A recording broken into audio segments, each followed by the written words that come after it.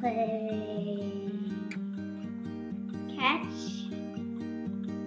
Yeah. He's not so good at aiming. Because remember.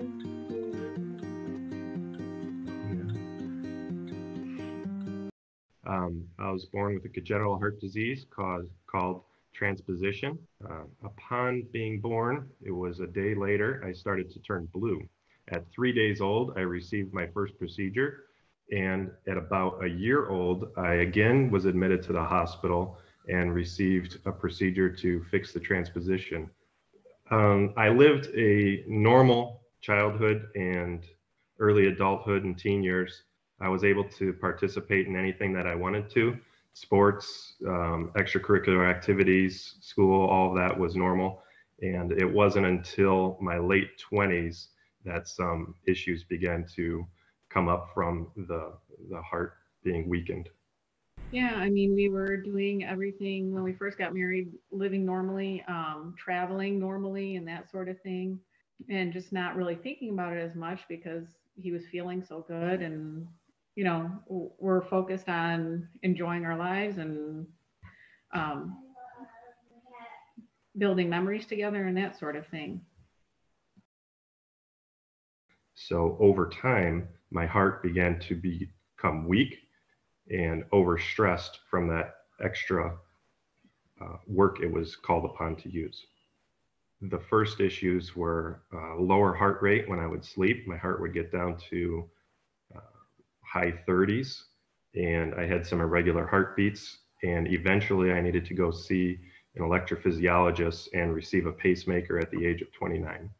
I was a land surveyor and I worked outside every day doing construction layout. In my early 30s, once I had the pacemaker, I decided to switch careers and essentially take a desk job and become a construction estimator.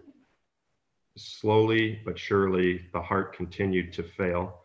And along with the pacemaker, I was prescribed medications, diuretics, um, beta blockers, everything to try and help the heart function more efficiently and take extra water and fluids off of my body and heart and lungs. The heart continued to fail, and eventually the discussions came up about transplant. I had to go to the hospital because, as I mentioned, I had difficulty breathing at night, and I went November 3rd and I received what's called a balloon pump. I was in the hospital from November to March. So overall, while I was in the hospital, I made a list of things that I would be able to do with my new heart. A lot of times people make bucket lists of things they want to do before they die. So I had a list in my mind of things I wanted to do because I would be alive. So some of those things on the list were travel with my family, take my daughter to her first day of school, and more longer term goals for myself was walk her down the aisle one day. And this heart just uh, gives me a chance to be there for my family. I can't explain how great it is to have this second chance at life and just be a dad, be a husband, be a loving family member, brother, uncle to and son to my whole family. It's just incredible that I get this second chance.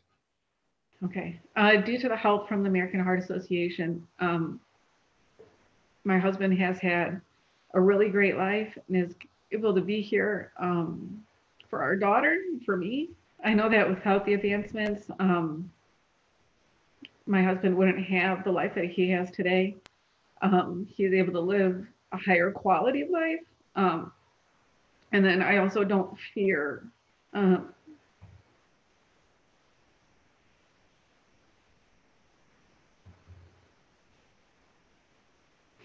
don't fear the future as much because I know every day technology is improving. They're constantly researching, and everything will be getting better.